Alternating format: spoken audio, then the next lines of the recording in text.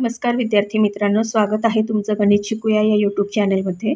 विद्यार्थी मित्रांनो, आपण आजच्या या व्हिडिओमध्ये इयत्ता 8वी यातील विज्ञान म्हणजे सायन्स यातील प्रकरण 3 फोर्स आणि प्रेशर यातील प्रेशर म्हणजे काय याचा अभ्यास करणार आहोत। आता विद्यार्थी मित्रांनो, तुम्ही बघितलेलंच असेल की जेव्हा आपण 4 व्हीलर गाड्यांचे किंवा 2 व्हीलर गाड्यांचे जेव्हा आपण चाकांमध्ये हवा भरतो तर फोर्स जेव्हा ते प्रेशर त्या चाकांमध्ये म्हणजे जे प्रेशर असतं ते प्रेशर काय होतं, त्या हवा भरताना तिथे एक डायल असतं ते किंवा ते डिजिटल मीटर असतं, ते आपल्याला काय करतं, प्रेशर किती त्या चाकांमध्ये भरल्या गेलेलं आहे हवेचं हे ते आपल्याला दाखवत असतं।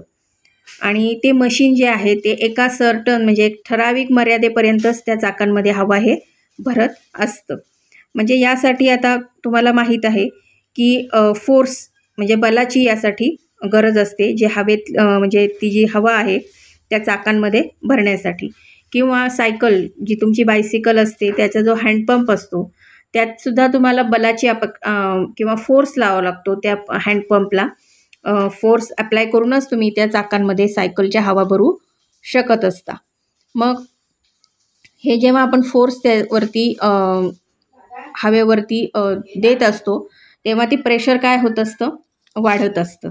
आणि मग अशा पद्धतीने आपण याचा हे आपल्याला म्हणू शकतो की फोर्स आणि प्रेशर यामध्ये काही रिलेशन आहे का, काही संबंध आहे का, तर तेच आपल्याला आता आजच्या या व्हिडिओमध्ये अभ्यासायचं आहे।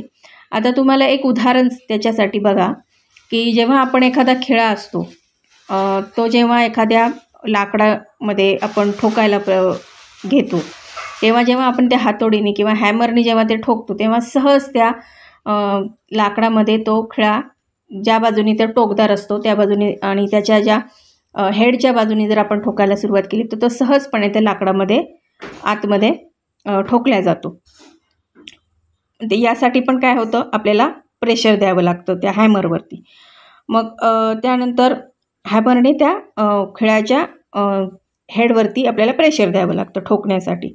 आता ह्याच पद्धतीने जर आपण आपल्या साध्या ज्या पिन असतात म्हणजे त्या जर आपल्याला कुठे प्रेस करायच्या असल्या तर त्यासाठी पण आपण आपल्या थंबनी काय करतो, प्रेशर देतो। पण जेव्हा ह्या पिन जेव्हा आपण काय करतो त्या एखाद्या बोर्डमध्ये जर आपल्याला ठोकायच्या असल्या लाकडी बोर्डमध्ये तर आपला थंब जो आहे त्याला काय होऊ शकतं, इजा होऊ शकते, म्हणजेच काहीतरी त्याच्यामध्ये दुखू शकतं आपल्याला किंवा त्यातनं रक्त वगैरे येण्याची शक्यता असते, ती पिन आपल्या नखाला थंबला लागू शकते। म्हणजेच आता ह्या एक्झाम्पल्सवरून तुमच्या काय लक्षात येतं की जेव्हा आपण एखाद्या हॅमरनी एखादा खिळा जेव्हा आपण एखाद्या लाकडामध्ये किंवा एखाद्या वूडमध्ये ठोकतो तेव्हा तो काय होतो, सहजपणे त्या लाकडामध्ये ठोकला जातो। म्हणजेच की जेव्हा फोर्स आपण त्याच्यावरती अप्लाय करतो खिळ्याच्या डोक्याकडनं तेव्हा ते जे खिळा आहे तो त्या लाकडामध्ये घुसतो व्यवस्थित शांतपणे। म्हणजेच आता इथे बघा, मग त्यामुळे फोर्स जो आहे, प्रेशर जे आहे त्याची आणि फोर्सचं जे सूत्र तयार होतं ते काय होतं, तर फोर्स काय आहे तो परपेंडिक्युलर हा काय होतो, जो युनिट एरिया आहे म्हणजे ज्या भागावरती तिथे प्रेशर अप्लाय केलं, फोर्स अप्लाय केला जातो त्या युनिट एरियाला काय म्हणतात, प्रेशर असं म्हणतात। परपेंडिक्युलर कुणाला असतं, त्या युनिट एरियाला असतं, त्याला म्हणतात प्रेशर। म्हणजेच प्रेशर कसं, त्याचं सूत्र काय आहे, प्रेशर बरोबर फोर्स छेद area on which the force is applied. आता presently we are considering only the force acting on an area in a direction perpendicular to it। आता युनिट काय आहे प्रेशरचं, तर ते SI युनिट आहे न्यूटनचं। फोर्सचं म्हणजे the SI unit of force is Newton. म्हणजेच आता मग एरिया जो असतो तो कशात मेजर होतो, त्याचं मोजमाप कशात करतो आपण, मीटर स्क्वेअरमध्ये करतो। मग SI युनिट काय तयार होतं प्रेशरचं, तर N/m² आणि ह्याला काय म्हणतात, पास्कल असे म्हणतात।